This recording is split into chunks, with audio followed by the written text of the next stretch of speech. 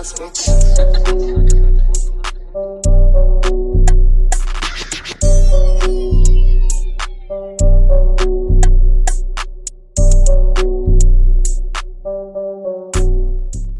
Timnas Indonesia U23 mengalami sejumlah kerugian setelah memutuskan untuk mundur dari kejuaraan Piala AFF U23. Sebab Timnas Indonesia U23 sebetulnya memiliki banyak keuntungan saat tampil di ajang Piala AFF U23. Namun karena batal mengikuti Piala AFF U23 akibat pemainnya terpapar COVID-19, Timnas Indonesia U23 harus menanggung sejumlah kerugian. Berikut sejumlah kerugian yang dialami Timnas Indonesia U23 karena mundur dari Piala AFF U23. Pertama, persiapan SEA Games 2021 jadi minim. Awal mula diselenggarakannya kejuaraan Piala AFF U23 ialah untuk memberi ajang persiapan bagi negara-negara Asia Tenggara sebelum tampil di ajang SEA Games. Biasanya, kerangka tim yang akan tampil di SEA Games sudah dipersiapkan jauh-jauh hari. Dan Piala AFF U23 jadi ajang pemanasan bagi tiap kontestan. Sayangnya, Timnas Indonesia U23 akan kekurangan persiapan karena batal mengikuti kejuaraan Piala AFF U23. Padahal, sebetulnya ajang ini jadi momen berharga bagi pemain muda yang dipersiapkan untuk tampil di SEA Games akhir tahun ini. Kedua, jam terbang untuk pemain muda. Sebetulnya ada sederet pemain muda di skuad Timnas Indonesia U23 yang belum pernah mendapatkan kesempatan tampil di ajang internasional. Sebab beberapa nama pemain yang dipanggil oleh Sintayong belum merasakan debut bersama Timnas Indonesia di kelompok usia muda. Padahal sebetulnya ajang Piala AFF U23 ini jadi salah satu kesempatan berharga bagi pemain-pemain muda tersebut untuk mendapatkan jam terbang internasional. Namun karena batal berangkat, para pemain muda Timnas U23 gagal mendapatkan menit bermain lebih di laga internasional. Ketiga, gagal pertahankan gelar juara Piala AFF U23. Timnas Indonesia U23 sebetulnya mengusung ambisi tersendiri pada ajang Piala AFF U23, yakni mempertahankan gelar juara. Sebab skuad Garuda Muda datang dengan status juara bertahan setelah berhasil naik podium juara pada edisi sebelumnya, yakni Piala AFF U23 tahun 2019. Dengan mundurnya Timnas U23, artinya mereka sudah gagal untuk mempertahankan gelar juara Piala AFF U23. Keempat, Sintayong gagal raih gelar pertama.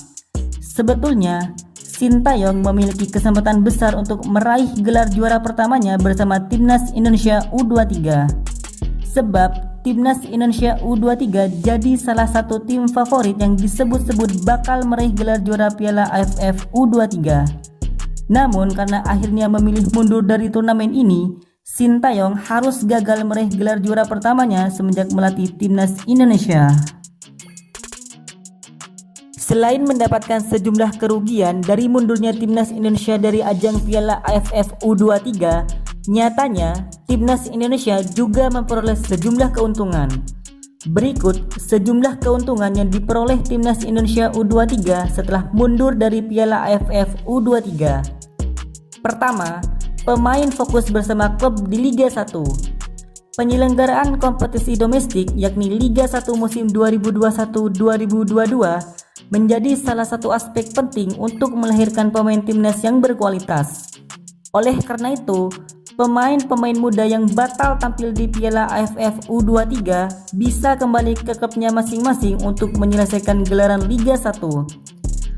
Kompetisi yang berlangsung dengan jadwal padat dipastikan menuntut stok dan kerangka tim yang kuat, sehingga pemain-pemain muda ini bisa mendapat kesempatan banyak untuk tampil di level tertinggi. Semakin banyak bermain, pemain muda ini akan mendapat banyak pengalaman untuk menambah jam terbangnya. Kedua, pemain cedera fokus pemulihan. Sebelum berangkat ke Piala AFF U23, ada sederet pemain Timnas Indonesia U23 yang mengalami cedera. Ini juga jadi alasan Sintayong membatalkan keberangkatan ke Kamboja. Beberapa pemain yang dimaksud ialah Muhammad Iqbal, Gunasar Mandoen, dan Ramai Rumangki. Mereka mengalami cedera ketika mengikuti TC Timnas U23. Karena batal berangkat ke Kamboja, pemain-pemain ini bisa fokus untuk memulihkan cederanya. Setelah sembuh, mereka bisa kembali tampil bersama klubnya masing-masing. Ketiga, pemain yang terjangkit COVID-19 bisa sembuh. Pemain-pemain yang sempat terkonfirmasi positif COVID-19 sebelum bertolak ke Piala AFF U23 kini bisa fokus untuk memulihkan kondisinya. Sebab ini menjadi kerugian besar bagi Timnas Indonesia U23 apabila tetap memaksakan berangkat ke Kamboja dengan kondisi pemain yang kurang ideal. Pasalnya, mereka membutuhkan waktu yang tak singkat untuk kembali ke performa terbaiknya setelah menepi dari lapangan karena menjalani karantina mandiri. Oleh sebab itu, keputusan mundur dari Piala AFF U23 adalah langkah yang positif bagi Sintayong dan para pemain Timnas Indonesia U23. Keempat, fokus persiapan kualifikasi Piala Asia 2023. Salah satu ajang terbesar yang bakal dihadapi Timnas Indonesia pada tahun 2022 ialah mengikuti fase ketiga kualifikasi Piala Asia 2023.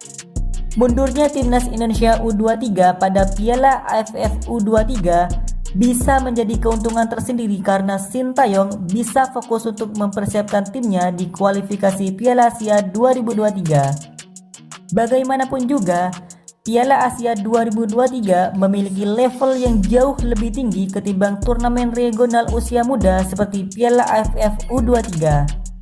Oleh karena itu, Indonesia harus bersiap semaksimal mungkin agar mampu lolos dari babak kualifikasi untuk tampil di putaran final.